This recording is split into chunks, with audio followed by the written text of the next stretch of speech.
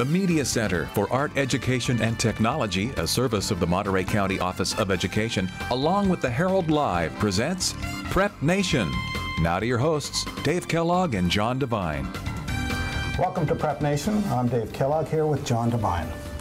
John, after the tremendous victory by Seaside last week against Palma, do we change our holiday plans and write in a state championship game near Christmas? Well, there's still a long ways to go. Obviously, there's 7 weeks left in the season, but I think you got to take a look at it now. I mean, Seaside's legit. I could see them running the table. The key is obviously what happens when they get into the playoffs, and it wouldn't surprise me if they end up seeing Palma again in the playoffs, depending on what happens to Palma over the next 7 weeks. If Seaside wins the CCS title, I got to think they get a NorCal at-large bid, particularly if they end up being 13-0. And you mentioned the possibility of facing Palma again. Could we see that game at MPC like we did the Palma-Carmel game with 6,000 people? I would hope so. I mean, CCS made a great decision last year and decided to have that game at MPC. Again, we'll see what happens with the pairings. If Palma doesn't win the league title, their league title, they'll likely be placed in Division 4 again, which is where Seaside, and ironically, Carmel, Monte Vista, and Soquel are. So there could be a lot of rematches going into the postseason. Well, looking back at that Palma-Seaside game, we had talked about coming in how if Seaside made a turnover or something like that, they could have a real emotional letdown, and Palma could take advantage of that. Seaside did have the turnovers, but didn't seem to have the emotional letdown. No, not at all. In fact, they were very disciplined. I mean, they didn't panic when there was an interception, when they lost a fumble. They also had 2 unsportsmanlike penalties in the first quarter. They gave Palma a lot of opportunities to do something. That defense, though, was just shut the door. Wouldn't allow Palma to run the game, forced them out of their game into throwing the ball, and that's not what Palma wants to do. And in Seaside, you could just see the momentum going as the game continued to build. And even at halftime, they came out with a lot of fire.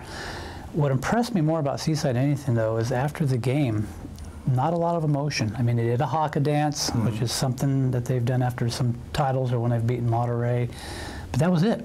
They walked off the field like they expected to win that game. Now, how does this Seaside team compare with some of the great Seaside teams of the past, in particular the team that had Mason Foster on it? You know, I don't know. I'd say right now, I think the team that had Mason Foster back in '06 was a better team. This team's a very athletic team. I mean, they've got so much talent at the skill positions. Michael Turner is still developing as a quarterback. The kid's just an athlete. If he ever figures out the game, I mean, he's going to be a special player. Now, what does Palma have to do to bounce back? They got to get healthy. I mean, last week they were without two-way starters. One of them's done for the year, and Alex Verdundy to a broken leg. They hope to get the other kid back this week. They had a couple other injuries this week that may keep one of their other starting linebackers out. So they're beat up right now. It's just one of those things that has happened where they've been hit by a rash of injuries. That being said, they've got to learn to run the ball. They've got to be able to run the ball. They know how to run the ball. They haven't done a good job of that in the first 3 games of the season. And again, if Palma has to throw the ball 25, 30 times a game, I think they're in trouble. Okay, now that takes us to the game of the week, which is Palma against Monterey. Monterey, a fairly physical team. How do they match up?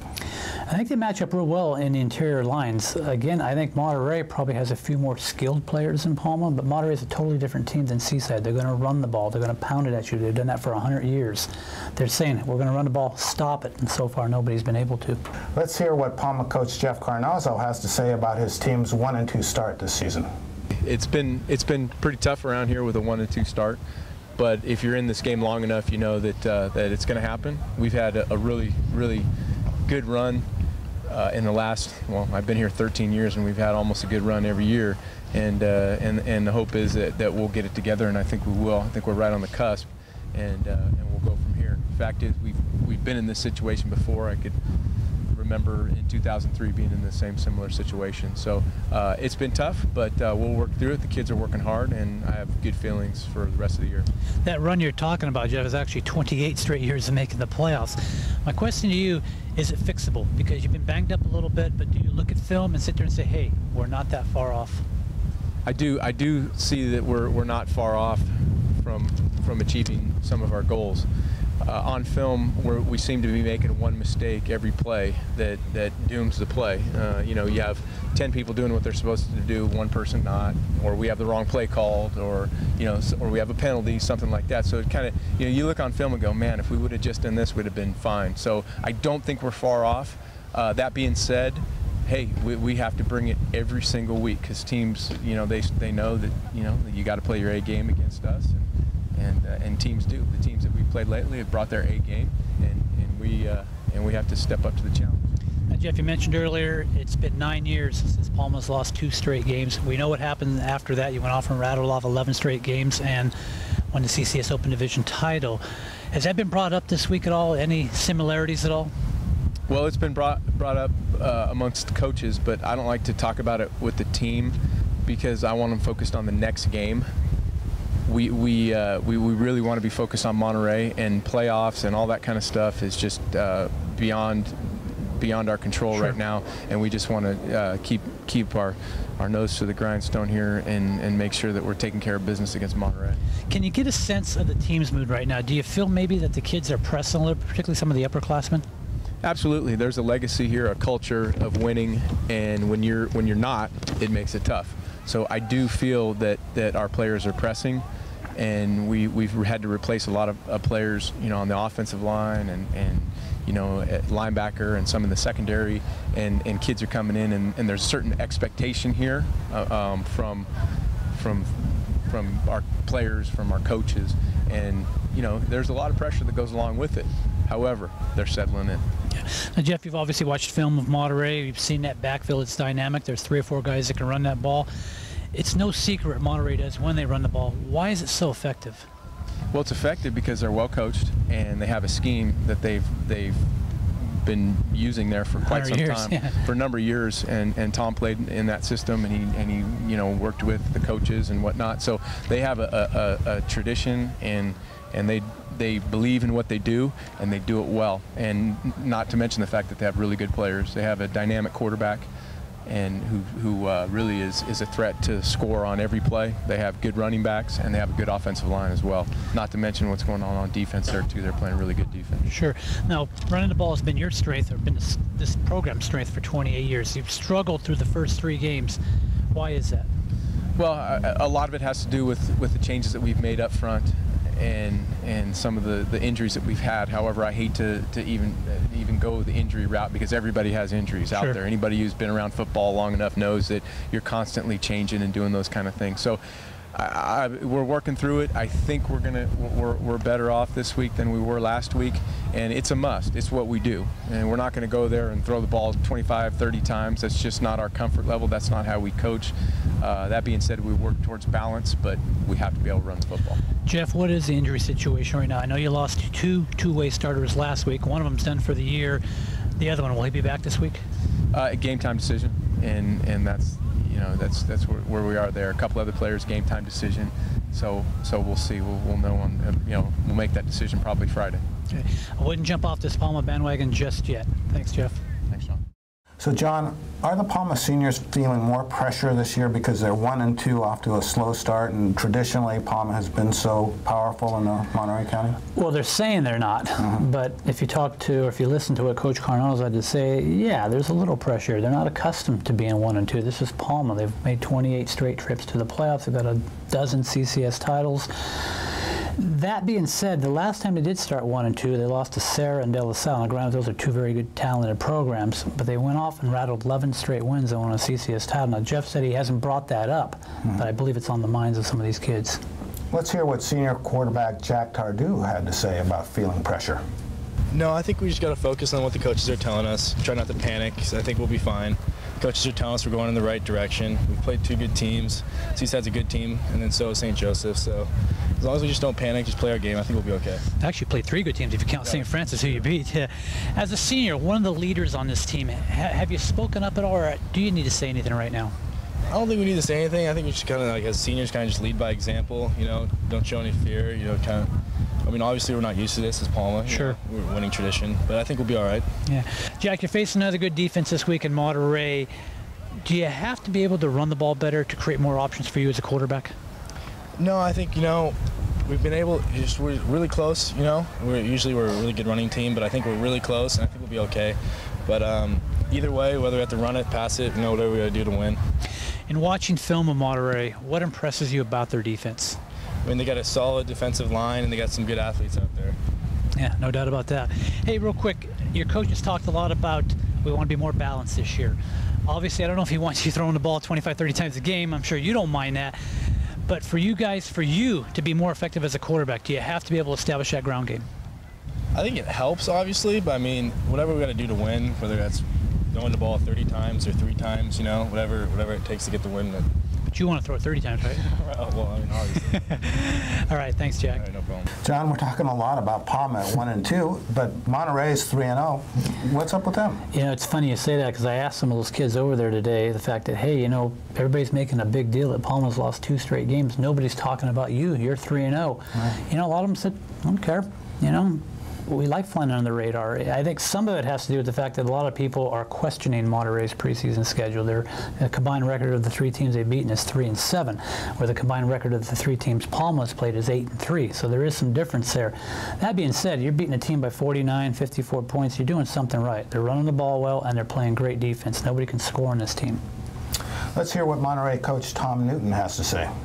Very difficult matchup for us. I mean, we play into their strengths. They have an incredibly huge defensive line, and we're going to try to run the ball right at them. We have been passing the ball quite a bit lately compared to what we're used to, but we do that when we have the personnel and the ability to do so. So I'm pretty excited about the matchup. But again, we're going to be by far the most difficult team we played this year, and hopefully our kids are up to the challenge. Now, Tom, I've been told by some people on this campus that this is the biggest game in Monterey in 15 years. Is there that much of a buzz around campus right now? I don't know if I can necessarily agree with that, but I mean, if they want to say that, that's fantastic. I would love for the crowd to be out here supporting Monterey High. I think it's going to be a pretty electric atmosphere, but I don't know. I can't quantify years. We just go play football. I mean, that's what we want to go do. How do you keep the kids even-keeled going into this week? Because obviously this is going to have playoff-type atmosphere. Well, I mean, yesterday was a pretty solid practice. Team meeting was good. Kids are focused. I mean, I think they sense the importance of starting out league very well. We know what our goals are. We've stated them from the very beginning. So I think that they understand that it's going to take 4 great practices and a pretty good game from our part to be able to take a victory from a team like this. I mean, they're still the perennial program. I know that they lost on Friday night. That presented a lot of matchup problems for them against Seaside, but they're still the team to beat, without a doubt. Is it too easy to get wrapped up in the opponent, though, knowing our historic past, that being Palma? I mean, I don't know. I think we've done a pretty good job not getting wrapped up in that. I mean, they're still 16, 17, 18-year-old young men that have to play the game of football, and they're going to be the ones that go out here and do war, about 50 yards from us in a few days. So, I think we're okay. I think we're just playing it as a game. Now, Palma put the ball in the air 25 times last week. You and I both know that their bread and butter is running the ball, and they want to wear you down. All right. I mean, they were, that's an anomaly because they were behind and they needed to catch up. They like running the ball. They like smash mouth football. They're going to utilize their size, which is, the biggest team we're going to face by far, like I said, and gives us a matchup problem because of our size. So they're going to come right at us. I expect them to do this. So, and hey, if they're throwing the ball a lot, that means they're behind. That means we're doing a pretty good job. And Tom, you coached a team to the CCS Division III Finals just 2 years ago. Is this game that big of a deal? Unless they're bringing out a giant trophy, no, it's not. This is it's a really big deal in terms of getting the year started out right for us, and we've done a pretty good job with that. But this is a true challenge, so no, this is not a CCS championship type game. This is a football game where that's not going to make or break anyone's season. However, it's definitely going to propel us to where we want to be, or it's a measuring stick to what we have to do in order to improve. So, win or lose, I'm looking for a great ball game. 18 straight wins, home wins, I should say. Do we hear 19? That'd be great. That'd be a great stat to continue. I'd love to do that. We feel very comfortable playing on this field, and we're one of the teams that gets to practice on our own field, so we love it. We love it. There's nothing like the portable lights, so we're looking forward to it. Thanks, Tom. Absolutely. Thank you. Sitting here with Kyle Neely of Monterey, one of 3 tailbacks on this unbeaten Tardieu squad. Kyle, give me a feeling what it's like on campus right now. I mean, this is Palma this week. Well, Palma's a big game for us, and I feel like everyone's focused on our team and just like focusing in practice and just thinking about practice and just thinking about going hard to this team and doing our best. So we're not really like thinking about other things at all and like what other people are thinking at all. Sure. Now, Kyle, I mentioned obviously there's 3 of you in the backfield, yourself, Ambrose, Deontay, obviously the quarterback's a pretty good running back. Are you all 3, or all 4, I should say, different type of runners? Yeah, definitely. We have Dante, that's super quick. We have Jimmy, that's like the fastest. We got Ambrose that can just run over everyone, and we just utilize our blocks differently, and I believe that difference like makes us great. Now, you didn't mention yourself. Are you the slasher? I'm just there to block and do what I can. One game, you averaged 40 yards a carry, so that's pretty good. Looking at film of Palma, how do you run against this squad? They're a big squad. We just have to trust our blocks, and us as running backs also have to block as hard as we can, and just like believe in our blocks and believe in the system that we've, our green formation, our veer formation, and we just have to believe in our coaches and just do what we got to do. Now, Kyle, Monterey's 3-0, but it seems like we're talking about Palma having lost 2 straight. Does that bother you guys at all, or do you like flying under the radar a little bit? Yeah, so I don't really care like what Palma's doing right now. I just care about like the game that's going to come up and how they're going to do, because they're going to be a different team when they're going to verse us, and they're going to play differently, and we're going to play differently. It's going to be one different game, or we're going to beat them. Do you wish you could play the game now with all this hype? Definitely, yes. I would love to right now in the field. Hey, Kyle, there's a lot of history on this field over here. Is this a game where maybe legacies could be created for Monterey? To me, like, we've never versed Palma before. I'm always just want to beat them, so I don't know about the history or anything. I just know that my senior year and our senior year, me and Jimmy and all those people, I think it'd be really special to us and all the other seniors. So that's Great. Thanks, Kyle. So, John, what makes that Monterey offense so explosive? Well, they've been running it for 100 years. I mean, these kids grew up with this offense if they even played Pop Warner down there. What makes Monterey, the running game, so effective, though, is they've got 3 different guys that run 3 different ways. I mean, they got a slasher in Kyle Neely. They got a guy in Dante Murphy who's actually a transfer from Seaside who's just lightning fast. They've got Ambrose Cioni who's just a bull up the middle. And Jimmy Hill, the quarterback. You know, we've talked about some of the other quarterbacks in this area, but this kid can run the ball like a running back. I mean, there's 4 different players that are going to run that ball, you know, 6, 7, 8 times in that game. So are they the only team left that really runs the true triple option? Yes, they are, and then they're never going to change. I mean, this is what they do, and they say they're daring you to stop them. So bottom line for Friday, what happens? How's it play out? Well, I think a lot of it will depend on the health of Palma. And again, I don't want to make excuses for the Chieftains, but if they're missing 2 or 3 starters, that makes a difference. They're not as deep as they've been in the past. And for Monterey, I think it's can they stop Palma's running game, and can they establish their ground game? We know what Monterey is going to do. They're going to run the ball. Can Palma stop that? Because you make Monterey one-dimensional, they're in trouble. Palma can throw the ball. They don't want to throw it 25, 30 times a game, but they can throw the ball if they need to. All right, let's hope for some great drama on Friday night. Hey, one last thing. Monterey has won 18 straight home games. Ooh. Just throwing it out there. John, let's talk about North County Seaside. You got to figure that Seaside's in for an emotional letdown after that huge win over Palma. Maybe, but you know, like I mentioned earlier in our segment, the emotion they showed after that game, very composed. I mean, not like when I've seen them beat Monterey in the past. I mean, it was just a wild celebration. That wasn't the case. Maybe that's a mutual respect for Palma, but they walked off that field like they had been there before. They expected to win the game. I don't know if I see a letdown. John, Michael Turner, the quarterback for Seaside, did he make a lot of new believers after this Friday's game? It depends on who you're reading on my blog. He did with me. I mean, and I want to get something straight here. Michael Turner is a tremendous athlete. As a quarterback, his potential to me is unlimited. He's not there yet, and we're not saying that. He's still learning this offense. He's still learning how to be a quarterback. But I think there's a big upside with this kid. He's 6'4", he's fast, he's got a great arm. You know, the more he gets a grasp of this offense, the more he figures it out. I think, you know, he's a potential college quarterback. I really believe that. Well, the other thing you told me is he's developing a great sense of anticipation, throwing to where people are going to be rather than having to throw where they are at the time. He's learning how to read and how to shake off, you know, his primary target, maybe go to another target. And you can do that when you've got 4 or 5 different receivers on that team that can catch the ball. That, to me, is what makes that offense so explosive. The other thing is he threw a couple of picks last week. It didn't faze him. If that had been a couple years ago, I could have seen him just blowing up and not being the same guy. Now, does North County have the horses to stay with Seaside? No. Okay. Although, again, not to disrespect North County, they've had a great start. They put 54 points up against Alvarez last week, but they're a small team of about 35 kids. I mean, I see Seaside wearing them down as the game goes on. I don't think they have the athleticism or the quickness to match up with those receivers either. Okay, so we could see Seaside rolling through this game as well. I don't know if they're going to roll through the game because North County plays great defense, but I see Seaside winning. Okay. Next game on our docket, Gilroy at Salinas. John, 21-3, Salinas loses last week, no touchdowns. Are they in trouble? No, they're not in trouble at all. And again, first time since 2008 that they hadn't scored a touchdown. But you know, Salinas has done this for the last 4 years, gotten off to these slow starts, 0-2, 1-3, and people are ready to jump off the bandwagon there at Salinas. And a great supporting crew or cast of faithful there at Salinas High, but relax. I think the Cowboys are going to be okay. They've played two really good teams in Terra Nova and Homestead.